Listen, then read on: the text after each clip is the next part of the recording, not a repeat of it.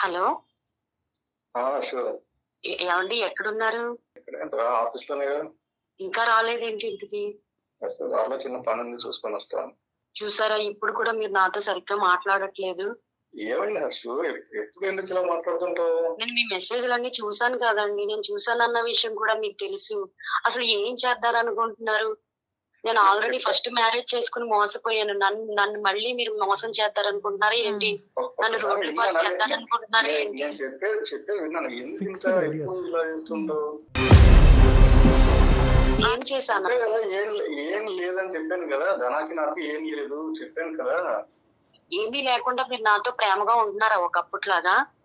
ఎందుకు లేదు? పాపతో కూడా మీరు సరిగ్గా ఉండట్లేదు. ఎంతసేపు ఆ ఫోన్ తోనే ఉంటున్నారు.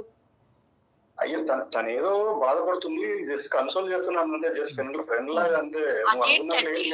విడాకులు ఇచ్చేసాను. అసలు ఆవిడతో నాకు ఏం సంబంధం లేదు, ఆవిడకి వేరే మ్యారేజ్ అయిపోయిందని చెప్పారు కాబట్టే కదా. అసలు నేను మీరు ఎలా విడిపోయారని కూడా నేను అడగకుండానే నేను మిమ్మల్ని పెళ్లి చేసుకున్నాను. పాప పుట్టిన వరకు మీరు బాగానే చూసుకున్నారు. పాప పుట్టిన తర్వాత మళ్ళీ పాపతో కూడా మీరు సరిగ్గా ఉండట్లేదు, నాతో కూడా మీరు సరిగ్గా ఉండట్లేదు. ఎంతసేపు ఆవిడతోనే మీరు మాట్లాడుకుంటున్నారు. నేను అన్ని చూశాను కదండి, మెసేజ్లు అన్ని చూసి మిమ్మల్ని నిలదీసి అడిగాను కాబట్టే మీరు ఇంకా నన్ను అవాయిడ్ చేసుకుంటూ వచ్చారు. అసలు ఏం చేద్దారనుకుంటున్నారు? నేను రెండో మ్యారేజ్ చేసుకున్నాను. నీకు అలా అనిపిస్తుంది అంతే, నీకు అనిపిస్తుంది. తను జస్ట్ ఏదో హెల్ప్ అడిగింది, చేశాను అంతే, అంతకు మించి ఏం లేదు. అక్కడ ఎక్కువ తీసుకుంటున్నావు చాలా. నేను ఏమి చేసుకోవట్లేదండి. అసలు మీరు నన్ను ఏం చేద్దారనుకుంటున్నారు? పాపని నన్ను ఏం చేద్దారనుకుంటున్నారు? వినోద్ గారు నమస్తే అండి. ఎవరు? నా పేరు డాక్టర్ కళ్యాణ్ చక్ర. ఎవరు లైన్ లో మనకి ఇలాగా ఇష్యూస్ వస్తున్నాయనేసి నేను సుమన్ టీవీ అందమైన జీవితం కొంచెమైనా ఏమైనా గొడవ ఉందా నీకు? ఏంటి సార్ ఇదంతా? అదేంటండి ఏంటంటే కూర్చొని మాట్లాడుకుంటూ అవుతుంది కదా, ఎందుకు ఇలాగా? నాతో సరిగ్గా మాట్లాడుతున్నారా? అసలు నాతో మీరు సరిగ్గా మాట్లాడుతున్నారా? ఏంటండి మెసేజ్ ఏంటండి అంటే నన్ను పట్టించుకోండి. కాదు హర్ష, నువ్వు ఫోన్ చేసి మాట్లాడట్లేదా? ఇంటికి వస్తే సరిగ్గా మాట్లాడట్లేదు, ఎందుకు ఇలాగా చేస్తున్నావు? వినోద్ గారు సారీ అండి, తన సమస్యని తనకి పరిష్కారం దొరకకే మా దాకా వచ్చారండి. అంతే తప్ప మిమ్మల్ని ఏదో అల్లరిపాలు చేయాలను నలుగురికి తెలియజేసే ఉద్దేశమే లేదు. తనకి ఏం చేయాలో కాదండి, మీరైనా చెప్పాలి కదా. ఇలా ఛానల్ ఎక్కడ ఏంటండి, ఇంట్లో నాలుగు గోడల మధ్య మాట్లాడుకోవచ్చు.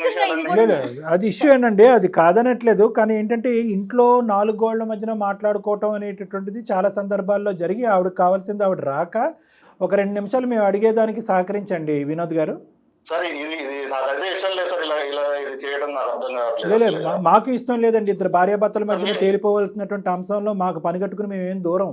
మీరు మా వరకు వస్తే అలాగే ఉందండి, అంటే ఏమవుతుందండి? ఎవరితో ఎందుకు మాట్లాడాలి నేను? ఒక్కసారి ఎందుకు మాట్లాడాలి? నువ్వు నేను మాట్లాడుకుంటూ అయిపోవడానికి మీ ఇద్దరి మధ్య సమస్య కాదండి. తన సమస్యకు ఒక పరిష్కారం దొరుకుతుందనే ఆలోచనతో మా వేదికను ఆశ్రయించారండి. దీన్ని మీరు తప్పుగా తీసుకోవాల్సిన అవసరం లేదు వినోద్ గారు. సర్ది చెప్పే ప్రయత్నంలో భాగమే కదండి. మీరు అవకాశం ఇస్తే ఖచ్చితంగా అదే జరుగుతుందేమో. మీరు ఇలా ఎలా చేశారని మేమెవరూ మాట్లాడలేదు కదండి, నేను కానీ డాక్టర్ గారు కానీ. అసలు సమస్య ఏంటనే మాట్లాడుతుంటేనే మీరు అంటే కొంచెం కోఆపరేట్ చేయండి వినోద్ గారు, అంతే, వేరే ఏం లేదు. మీ సతీమణి మాకు ఒక ఈమెయిల్ పంపించారు. ఆ ఈమెయిల్లో ఏంటంటే, ఎందుకో నాకు ఇన్సెక్యూర్గా అనిపిస్తుంది. నా భర్త నన్ను నా కూతురు పుట్టేంత వరకు బాగానే ఉన్నటువంటి ఆ వ్యక్తి సడన్గా నాతో ఒక అంటున్నట్టు ముట్టినట్టు మాట్లాడినట్టు ఇంట్లో ఒక వాతావరణాన్ని ఉంచుతున్నారు. అది నాకు చాలా బాధగా ఉంది. ఎందుకు ఏంటి అని ప్రశ్నిస్తే సమాధానం చెప్పట్లేదు. ఒక సందర్భంలో అయితే కనుక అతను ఎక్స్ వైఫ్తో మాట్లాడినటువంటి సంభాషణ నాకు దొరికింది. ఆ మెసేజెస్ నేను చూడగానే అతను డిలీట్ చేశాడు. ఇంకా అక్కడి నుంచి మౌనం తప్ప ఇంకొక మాట లేదు. ఈ లాస్ట్ 2 years or 3 years బట్టి ఏంటి డిఫరెన్స్ మీ ఇద్దరి మధ్యన వినోద్ గారు? ఏం లేదు సార్, యాక్చువల్గా నా ఫస్ట్ వైఫ్ యాక్చువల్గా డివోర్స్ సార్. అదేనండి. సో తను నేను కాలేజ్ నుంచి ఫ్రెండ్స్. ఎవరు ఫస్ట్ వైఫ్? మీరు ఫస్ట్ వైఫ్ ధనా అని తన పేరు. చూసారా సార్, ఇప్పుడు నన్ను మ్యారేజ్ చేసుకుని కూడా ఆవిడ ధనాన్ని ముద్దుగా పిలుచుకుంటారంట. అమ్మ ఏదన్నా పిలుచుకొని అమ్మ, ఇప్పుడు అది కాదు కదా పాయింట్. అసలు కారణం వెతుకు పట్టుకుంటే కనుక నువ్వు ఆదిలోనే హంసపాదం. హర్షు నీకు చెప్పలేదని నేను ధనాన్ని మాట్లాడుతున్నా, ఎందుకు మధ్యలో వస్తావు మళ్ళీ? అలా కాదు ఆవిడ మొదటి నుంచి అదే ఫిక్సేషన్, నాది సెకండ్ మ్యారేజ్, నా సెకండ్ మ్యారేజ్, నన్ను రోడ్డు మీద వస్తే ఏమి ఇక్కడ రోడ్డు మీద వేసేది? ఒక 2 నిమిషాలు మాట్లాడినివ్వండి మమ్మల్ని. నాది కూడా సెకండ్ మ్యారేజ్ కదా సార్, ఆ లెక్కన. కానీ తను ఆవిడ వాళ్ళ ఎక్స్తో మాట్లాడట్లే కదండి. 6 years కలిసి 6 years గొడవలు సార్. ఇగో చిన్న గొడవలతో ఇలా తలనొప్పి తయారైంది. సో చికాకులే జరుగుతూనే ఉన్నాయి సార్. ఎంత లవ్ మ్యారేజ్ అయినా కూడా తను నేను మిస్అండర్స్టాండింగ్స్, సేమ్ ఏజ్, తను చేసేది నాకు నచ్చదు, నేను చేసేది తనకు నచ్చదు. సో ఇలా మిస్అండర్స్టాండింగ్స్ సో అలా జరుగుతూ ఉంది సార్. 6 years అయ్యాయి అలాగా. ఈవెన్ పిల్లలు కూడా ప్లాన్ చేస్తున్నాం అంటే తను నో అని చెప్పటాలు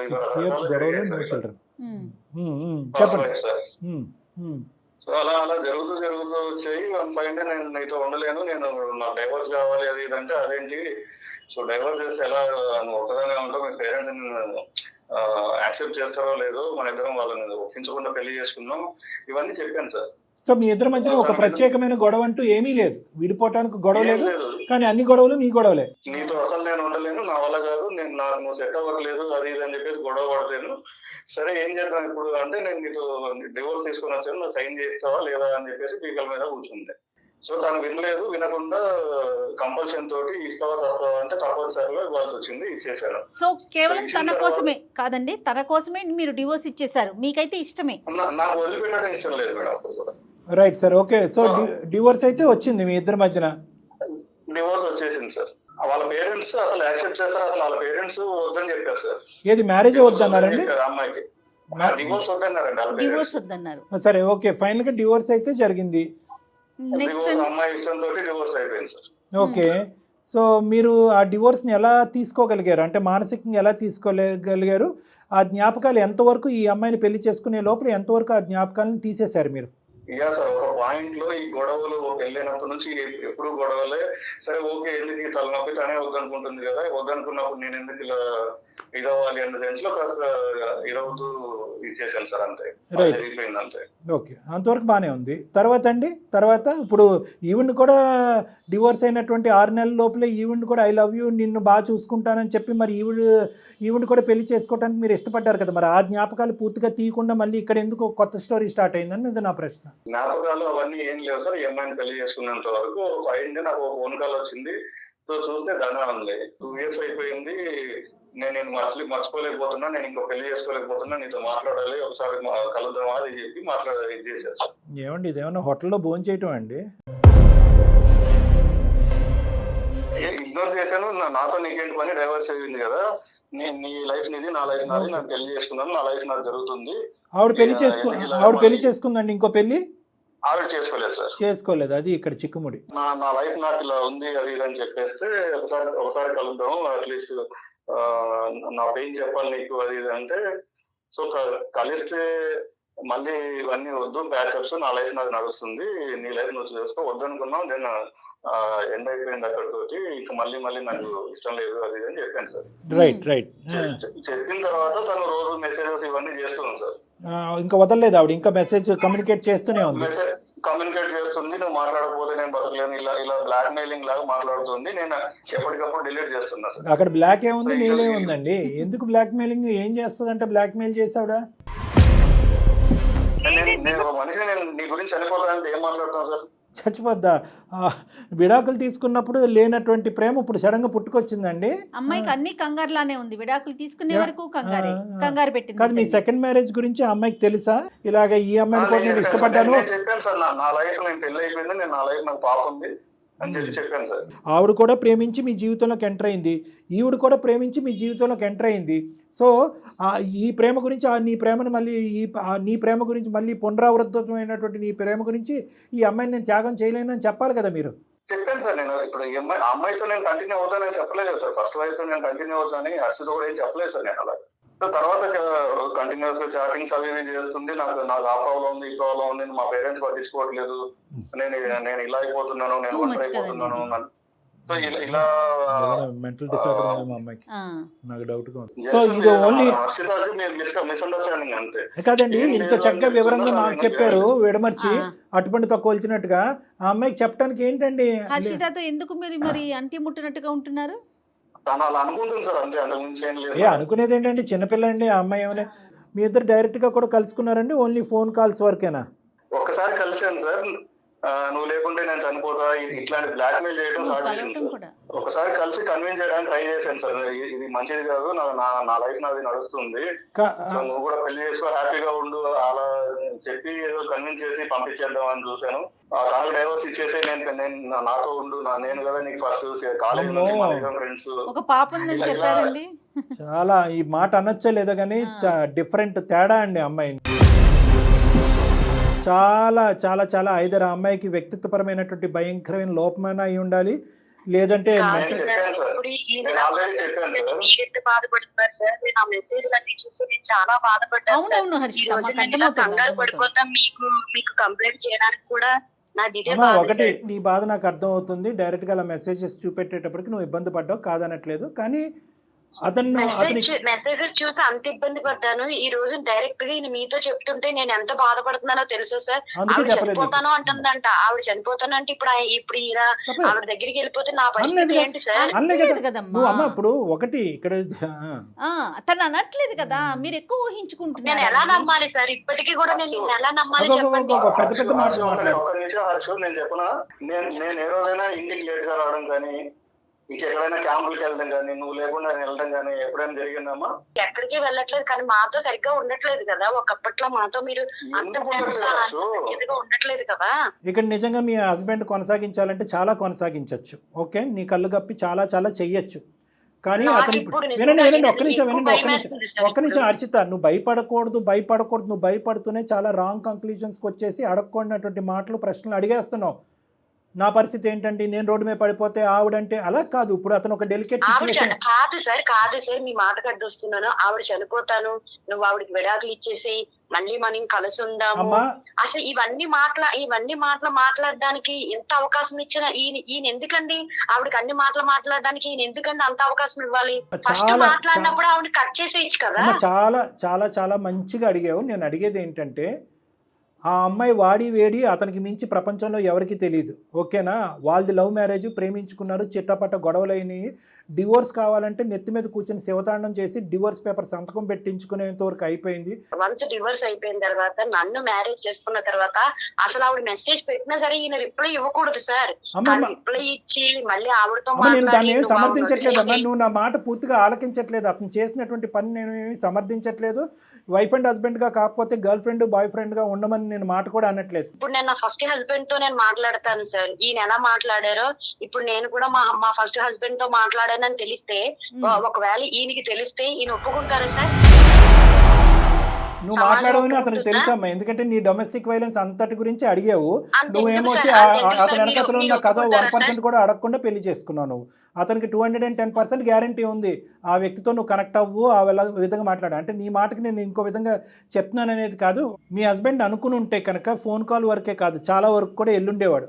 అతనిలో కూడా ఎంతో కొంత నిజాయితీ ఉంది. ఫోన్ కాల్ మాట్లాడటం, టెక్స్ట్ మెసేజ్ రెస్పాండ్ అవటం, ఆ అమ్మాయిని నిరాకరించినా వెంటపడుతూ ఉన్నప్పుడు ఇతను రెస్పాండ్ అవటం అనేది తప్పే. అది నేను కూడా అంగీకరిస్తాను. వాస్తవానికి నువ్వు ఈమెయిల్ పంపించడం కాదు, నా పరిస్థితి ఇలా ఉందండి సార్. మీ మాట కడుస్తున్నాను, డిలీట్ చేయడం ఏంటి సార్? వన్స్ డైవర్స్ అయిపోయిన తర్వాత ఇంక విడిపోయినట్టే కదా సార్. డిలీట్ చేయడం ఏంటి సార్? ఈ రోజు అతను ఆలోచించేది ఏంటంటే, నేను చచ్చిపోతాను, నేను ఏదో దుంకేస్తానంటే కనుక అతను అక్కడికి వెళ్ళి పరిగెట్టుకుని వెళ్ళి చెప్పడానికి ఒక ప్రయత్నం చేశాడు.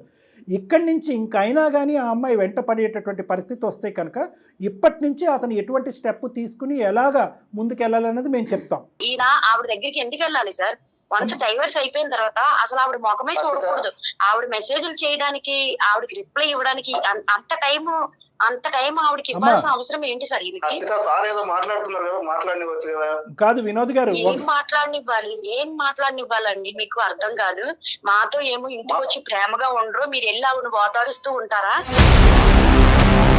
ఈ అమ్మాయికి ఉండేటటువంటి జ్ఞానానికి, ఈ అమ్మాయికి ఉండేటటువంటి ఇంగితానికి అంతే అనుకోండి.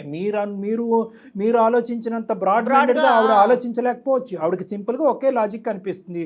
మొదటి పెళ్ళిలో నేను మోసపోయాను, రెండో పెళ్ళి జరిగింది, మళ్ళీ నా భర్త మళ్ళీ అక్కడికి వెళ్ళి కుంపట పెడుతున్నాడు అనేటటువంటి ఆలోచనలో ఆ అమ్మాయి ఉంది. ఒకప్పుడు మీరు ముందుకు వెళ్ళకపోతే కనుక, ఏది ఆ అమ్మాయి అనుకున్నట్టుగా వెళ్ళకపోతే నిజంగా ఆ అమ్మాయి చచ్చిపోతుందా? ఒకప్పుడు చచ్చిపోయింది అనుకోండి, మీకేం సంబంధం ఉంది? మీరు ఏ విధంగా దానికి కారకురాలు అవుతారు? ఆ అమ్మాయి మొండి పట్టుదల చేసి వద్దనుకున్నటువంటి డైవర్స్ వరకు వెళ్ళి తల్లిదండ్రుల మాట వినకుండా, ప్రపంచం అంతా మాట వినకుండా తన గొంతు తను తవ్వుకుంది అంటే ఇంకా అది ఒక ప్రశ్న. రెండోది ఏంటంటే, ఈరోజు ఈ క్షణం హర్షితకు ఒక నమ్మకం ఇవ్వాలి, తన నోరు మూయించాలి అంటే కనుక నెక్స్ట్ మీరు ఎటువంటి స్టెప్స్ తీసుకోబోతున్నారు? ధనలక్ష్మి అనేటటువంటి అమ్మాయిని మీ యొక్క మైండ్లోంచి తీసేయటానికి, ఆ అమ్మాయి మిమ్మల్ని పెట్టరేగిపోకుండా, మిమ్మల్ని ఇబ్బంది పెట్టకుండా, మీ కాపురంలో చిచ్చులు పెట్టకుండా ఉండటానికి next me plan of action ఏంటి? అంటే ఇంకో 2 years పాటు ఆవిడని ఇలా ఓదారుస్తూ ధన వద్దు అక్కడే ఉండు, నేను ఇక్కడే ఉంటాను అని ఇలా ఓదారుస్తూ కంటిన్యూస్గా గర్ల్ ఫ్రెండ్ బాయ్ ఫ్రెండ్లా ఉందామనా మీరిద్దరు?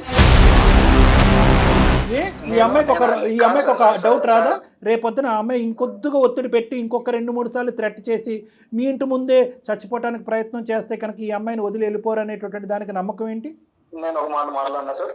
చెప్పండి సార్. ఆ అమ్మాయి చనిపోతానంటే నేను తనతో నీతోనే ఉంటాను, తను వదిలేస్తాను అని నేను ఎప్పుడు చెప్పలేదు సార్. తనతో అనలేదు, కానీ ఫ్యూచర్ లో అలా అండని గ్యారంటీ ఏంటి? అదే సార్. సార్ మీరు కూడా తన హర్షలాగే మాట్లాడతారు. లేదు, నేను అలా మాట్లాడలేదండి. మీరు ఆ అమ్మాయికి ఒక పాత్వే చూపెట్టండి, హర్షితకి ఒక పాత్వే చూపెట్టవలసినటువంటి, మీరు ముట్టుకోకూడనటువంటి ఒకటి వినండి వినోద్ గారు, ఎవరు కూడా సమర్థించినటువంటిది, ఎవరు కూడా హర్షించినటువంటిది, మీరు మానవతా దృక్పథంతో వెళ్ళి ఒక చచ్చిపోయేటటువంటి అమ్మాయిని నేను కాపాడుకున్నాను అనేటటువంటి మాట మీరు ఎవరు చెప్పినా కూడా హర్షించరు. ఈ అమ్మాయి గొంతు కోస్తున్నారనేటటువంటి మాటే అంటారు. రానున్న రోజుల్లో ఈ స్టోరీకి మీరు శుభం కార్డు ఎలా పలకబోతున్నారు? ధనలక్ష్మితో ఒక పర్మనెంట్ పేపర్లో మీద సైన్ చేసేసారు, మానసికంగా ఎలా క్లోజ్ చేయబోతున్నారో చెప్పండి. అదే సార్ చెప్తున్నా. నేను ఇప్పటి వరకు తనకు కూడా కన్విన్స్ చేస్తూ చెప్తున్నది, నా లైఫ్ నేను చూసుకుంటాను, నువ్వు వద్దని వదిలేసేలేవు అన్న సెన్స్ లోనే తనని కన్విన్స్ చేసి, నేను నీ లైఫ్ లోకి నా లైఫ్ లోకి సంబంధం లేదు, నీ దారి నీది, నా దారి నాది అని చెప్పే ఉద్దేశంతోనే మాట్లాడుతున్నాను తప్ప, లేకపోతే తనతో అది వర్కౌట్ కావట్లేదు. నెక్స్ట్ ఏంటండి? 6 నెలలు బట్టి మీరు అదే పాట పాడుతున్నారు, ఆవిడ అలాగే ఫోన్లు చేస్తుంది, మెసేజ్లు పంపిస్తుంది. నేను హుస్సేన్ సాగర్ బ్రిడ్జ్ మీద నిలబడ్డాను అంటే కనుక మీరు వెళ్ళి వెనకలు అవుతున్నారు. ఇదే జరుగుతుంది. అవి కాదు, నెక్స్ట్ ఏంటి? రేపేం చెప్పబోతున్నారు ఆవిడకి? అది అర్థం కాదే కదా సార్. నేను కాస్త ముభావంగా ఉంటున్నది ఈ మధ్య. ఏమన్నా బాగుంది అసలు? ఇదేమన్నా పద్ధతి అండి? తప్పండి, నేను ఇట్లా అంటున్నాను అనుకోవద్దు. చాలా తప్పు ఇది. ఆవిడ కనెక్ట్ అవటం ఏంటి, ఈవిడతో మీరు ముభావంగా ఉండటం ఏంటి, అదేమంటే నిన్ను మంచిగా చూసుకుంటున్నానని చెప్పటం ఏంటి? మీకు నిజంగా అంత ప్రేమే ఉంటే ఈ అమ్మాయికి చెప్పాల్సింది, తను నాకు మెసేజ్లు పెడుతోంది, నన్ను కలవమంటుందని ఎందుకు చెప్పలేదు మరి? ఈ కొంచెం తను తెలుసుకున్న దానికి ఇంత హంగామా చేసి ఇంత మీద వరకు చేస్తే మెల్లిగా చెప్తాం అనుకుని మెల్లిగా లేదండి. నేను ఒకే ఒక పాయింట్ నేను మీకు చెప్తున్నాను. ఎప్పుడు, ఎలా, ఎక్కడ పెద్దవాళ్ళు మధ్యవర్తిత్వం తీసుకొస్తారా? లేదంటే ఆ అమ్మాయి ధనలక్ష్మి వాళ్ళ పేరెంట్స్కి ఒకసారి కంప్లైంట్ చేస్తారా? ఇలా మీ అమ్మాయి తన జీవితం పాడు చేసుకోకుండా నా జీవితాన్ని కూడా మళ్ళీ ఫ్యూచర్లో పాడు చేస్తుందనే ప్రస్తావన తీసుకొస్తారా? మీ స్టెప్స్ ఆఫ్ యాక్షన్ ఏంటి అని అడుగుతున్నాం సార్ మేము. మరి అందు గురించే సార్ ఒకటి, నేను ఊబిలో కూరుకుపోతున్నానంటే ఊబిలో కోరిపోతున్నానని అంగీకరించండి. మీరు ఎందుకు నేను ప్రేమిస్తున్నాను, అన్నీ ఇస్తున్నాను, నువ్వెందుకు బజార్కి ఇస్తావు, సుమన్ టీవీ వరకు ఎందుకు వెళ్తావు అని మీరు చేయలేనటువంటి పనులు చేయగలిగేటటువంటి వ్యక్తులుగా మేము ఉన్నాం కాబట్టి ఆవిడ మమ్మల్ని ఆశ్రయించింది. మీరు డబుల్ బుకాయిస్తే ఎలా? అక్కడ ఆ అమ్మాయిని వదల్చలేకపోతున్నారు, ఇక్కడ ఈ అమ్మాయికి నిజాలు చెప్పలేకపోతున్నారు. సో తనేమనుకుంటుందంటే కనుక మీరు ఇలా నిరాకరిస్తూ కూడా ప్రతిరోజు ఇలా మాట్లాడుతూ ఉంటే కనుక అదే ప్రేమకు ఒక చిహ్నం. ఇతనికి ఇప్పటికీ నేను మైండ్లో ఉన్నాను కాబట్టి నేను చచ్చిపోతానని థ్రెట్ చేస్తే కనుక ఆకాశం మీద ఉన్నవాడు కూడా దిగి వస్తాడు కాబట్టి ఇతనికి ఇప్పుడు కూడా నా మీద ప్రేమ పదిలంగానే ఉంది అనేటటువంటి కాన్ఫిడెన్స్ మీరు ధనలక్ష్మికి ఇండైరెక్ట్గా ఇస్తున్నారు. ఇది గుర్తుపెట్టుకోండి. సో నేను చెప్పేది ఏంటంటే వినోద్ గారు, ఇక్కడ ఎంత కాదనుకున్నా కూడా ఒక గీత గీసుకోవాలి, మీరు అనుకునేటటువంటి దాని మీదే నిలబడాలి. నేను ఇంతవరకు చేయగలను అనేటటువంటి ఆలోచన మీదే ఉండాలి. ఆ అమ్మాయికి అయితే కనుక బుద్ధి చెప్పాలి, అవసరం అయితే కనుక వాళ్ళ తల్లిదండ్రులను తీసుకొచ్చి ఈ అమ్మాయి యొక్క ప్రవర్తన గురించి ఒక పంచాయతీ పెట్టాలి. Correct. ఎందుకంటే ఎక్కడో చాటు ఇటువంటి వ్యక్తులకి కంట్రోల్ పాయింట్ ఉంటుంది. బహుశా వాళ్ళ అమ్మ నాన్న మాట కూడా వింది. ఎందుకంటే డివోర్స్ వద్దు అన్నప్పుడే వాళ్ళ మాట వినకుండా డివోర్స్ తీసుకున్నటువంటి ఆడపిల్ల ఈరోజు మళ్ళీ నా పాత మొగుడు కావాలి అంటే కనుక తల్లిదండ్రులు వద్దమ్మ ఇది తప్పంటే కనుక వాళ్ళ మాట వింటదో అని నాకు తెలియదు. కానీ అనవసరంగా వచ్చి బ్లాక్మెయిల్ చేసుకుని సూసైడ్ చేసుకుంటానని థ్రెట్ చేసేటటువంటి అమ్మాయి రేపొద్దున చేసుకుంటుందా లేదా అనేటటువంటి అంశం వేరే ఈ విషయం అయినా కూడా అనవసరంగా మీ జీవితాల్లో నిప్పు పోసి మీ యొక్క పీస్ ఆఫ్ మైండ్ చెడగొడుతుంది అనేటటువంటి విధంగా మీరు పోలీస్ కంప్లైంట్ కూడా ఇవ్వచ్చు. కరెక్ట్ డాక్టర్ గారు, అలాంటి వాళ్ళకి అదే చేయటం కరెక్ట్. అంటే మీరు చెప్పేదంతా మేము నమ్ముతున్నాం వినోద్ గారు. బహుశా ఇంతే ఉంది, దీనికి మించి మీ ఇద్దరి మధ్యన ఏమీ లేదు కాబట్టి ఆ అమ్మాయిని ఈ విధంగా పరిధుల్లో పెట్టండి అనేటటువంటిది ధైర్యం చేసుకుని ఒక సమాధానం చెప్తాను. మీరేమన్నా మా దగ్గర ఏమి అబద్ధం ఆడలేదనే నమ్మకంతో మేము ముందుకెళ్తున్నాం. మీరు ఆ అమ్మాయితో మళ్ళీ ఇమోషనల్గా కనెక్ట్ అవ్వలేదు అనేటటువంటి ఆలోచనతో ఈ సలహా ఇస్తున్నాం. అలాగే సార్. కనెక్ట్ అయ్యారా అమ్మాయితో? అలాంటిది ఏం లేదు సార్. రైట్. మేము బ్యాక్ ఎండ్ లో మా ఎంక్వైరీస్ మేము చేసుకుంటామండి. దీంట్లో ఎటువంటి 100% మొహమాటం లేదు. మిమ్మల్ని నమ్ముకొని హర్షిత ఉంది, దానితోడు మీ ఇద్దరిని నమ్ముకొని ఒక పాప ఉందండి. దయచేసి ఆ విషయాన్ని దృష్టిలో ఉంచుకోండి. హర్షిత ఏమైనా చెప్పాలనుకుంటే చెప్పమ్మా. నమ్మకం వచ్చిందా లేదా, లేదంటే ఇంకా నమ్మకం వచ్చే విధంగా అతను ఏమైనా ఇంకా నీకు ఏమైనా మాట్లాడాలా? అది కాదు సార్, ఇప్పటికీ నేను జాబ్ కూడా సరిగ్గా చేసుకోలేకపోతున్నాను సార్. నా పాపని కూడా నేను సరిగ్గా చూసుకోలేకపోతున్నాను సార్. ఇప్పుడు ఆవిడ చనిపోతున్నాను అంటుంటే ఈయనేమో ఓదార్చడానికి వెళ్తున్నారంటే సార్. ఇప్పుడు నేను ఏం చేయాలి చెప్పండి. హర్షిత సార్ కూడా చెప్పారు కదా, ఇప్పటికిప్పుడు నీకు నా ఫోన్ నంబర్ మార్చేస్తా, నువ్వు నేను కలిసే వెళ్ళి పోలీస్ స్టేషన్ లో కంప్లైంట్ ఇద్దాం. Very good. హర్షిత అమ్మా, ఇప్పుడు వరకు నువ్వు ఒక్కదానివే పోరాడావు. ఇప్పుడు నీ వెంట నేనున్నాను, జయ మేడం ఉన్నారు. ఓకే, ఈరోజు ఇంక ఇది దాపరికంగా ఉండేటటువంటి అంశం కాదు. ముసుగులో గుద్దులాట అనేటటువంటిది కాదు. ఇతను ఆ అమ్మాయిని ఓదార్చడం, ఆ అమ్మాయి రెచ్చిపోవటం అనేటటువంటిది ఇంకా అవుట్ ఆఫ్ క్వశ్చన్. అర్థమైందమ్మా? అవసరం అయితే కనుక ధనలక్ష్మితో నేను కూడా డైరెక్ట్గా ఫోన్ చేసి మాట్లాడి అమ్మ ఇవి నీ లిమిటేషన్స్, ఇవి నీ పరిధులు, దీన్ని దాటితే కనుక కబడ్దార్ అనేటటువంటి మాట 110% నేను వచ్చాను. ఆ అమ్మాయితో కూడా నేను మాట్లాడతాను, ఆ అమ్మాయి వాళ్ళ పేరెంట్స్తో కూడా మాట్లాడతాను, ఆ అమ్మాయికి లిమిట్ సెట్టింగ్ చేస్తాను. కానీ నీకు ఒక నమ్మకం రావాలి కాబట్టి వినోద్ నీతో పాటు ఈ గంటలోనే వస్తాడు. పోలీస్ స్టేషన్కి వెళ్ళండి, జరిగినటువంటి మెసేజ్లు, ఫోన్ కాల్స్ అన్నీ కూడా చూపెట్టండి. ఈ విధంగా నాకు హెరాస్మెంట్ గురించి అవుతుంది, నేను సూసైడ్ చేసుకుంటాను అనే థ్రెట్కి సంబంధించినటువంటి మెసేజ్లు కూడా పోలీస్ స్టేషన్లో చూపెట్టండి. వినోద్ గారు రెడీగా ఉంటే నీకు నమ్మకం. సూపర్. అయ్యిందేదో అయిపోయింది. ఇక ముందు నుంచి నీకు కూడా తెలుసుకోవాల్సింది, నేర్చుకోవాల్సినటువంటి ఒక మంచి అంశం ఏంటంటే ఈ కథ ద్వారా పాత జ్ఞాపకాల్లో ఉండిపోవద్దమ్మా. నా జీవితం అలా అయిపోయింది, నా జీవితంలో కరెక్టే. ఇప్పుడు జరిగినటువంటిది ఏదైతే ఉందో అసలు ఎవరు జ్ఞాపకాలు ఎందుకుంటాం సార్? ఈయన మళ్ళీ ఆవిడతో మళ్ళీ వెళ్ళబట్టే కదా సార్ నా గురించి మళ్ళీ నేను రివర్స్ లో ఆలోచించుకోవాల్సి వచ్చింది. నేను ఎంత బాధపడేదాన్ని కాదు కదా సార్. ఎస్ నేను అనేది ఏంటంటేనమ్మా, ఇతనికి ఇందాక వచ్చినటువంటి ఒక చిక్కుముడి పరిస్థితి ఏంటంటే ఆ అమ్మాయికి మానసికంగా కనెక్ట్ అవ్వకపోయినా ఆ అమ్మాయి పెట్టేటటువంటి థ్రెట్ని ఇతను లోపలే జీర్ణించుకుంటూ స్మరించుకుంటూ నీ వరకు ఎలా తీసుకురావాలో చెప్పక నీ దగ్గరకు వచ్చేటప్పటికి ముభావంగా అలా బాధతో అలా ఉండిపోయాడే. కానీ అక్కడేదో ప్రేమ పుట్టుకు రావటం వల్ల ఇక్కడ ప్రేమ తెగిపోవటం వల్ల అలా లేడు అతను. అది నువ్వు అర్థం చేసుకో. సో ఎప్పుడు కూడా మీ ఇద్దరు ముందు ఫ్యూచర్లో ఉండేటటువంటి జీవితంలో ఏ సమస్య వచ్చినా మీ ఇద్దరు సమస్య కింద పరిగణించుకుని ఓపెన్ హార్ట్తో డిస్కస్ చేసుకుని ఒక కంక్లూజన్కి రావటం బెటర్. నో సీక్రెట్స్ ఏదైనా కూడా. అది వినోద్ గారు మీ వైపు నుంచే రైట్. సూపర్. అలా చెయ్యండి. మేము కూడా ఆ ధనా నెంబర్ మాకు కూడా షేర్ చేయండి, జయ మేడం షేర్ చేయండి. ఒకసారి మేమిద్దరం కూడా అమ్మాయితో మాట్లాడతాం. అసలు ఆ అమ్మాయి మానసిక పరిస్థితి ఏంటి, ఎందుకు ఈ విధంగా చేస్తుందని తెలుసుకుందాం. అవసరం ఉంటే కనుక ఆ అమ్మాయి ఇలా వేరే వాళ్ళ జీవితాలు పాడు చేయకుండా ఆ అమ్మాయికి ఏమైనా సపరేట్గా కౌన్సిలింగ్ ఇవ్వాలన్నా కూడా ఇవ్వడానికి కూడా నేను నా వంతు ప్రయత్నం చేస్తానమ్మా. ఓకే, నెంబర్ పంపించండి సార్. రైట్ అండి. నమస్తే అమ్మా. ఓకే అమ్మా, నమస్తే మేడం. 100% ధనా అనే అమ్మాయితో మీరు మాట్లాడాల్సిన అవసరం ఉందండి. కొంచెం మన వైపు నుంచి కూడా మాట్లాడితే ఈ అమ్మాయికి ఒక నమ్మకం ఏర్పడుతుంది. రైట్ కళ్యాణ్ గారు, నమస్తే.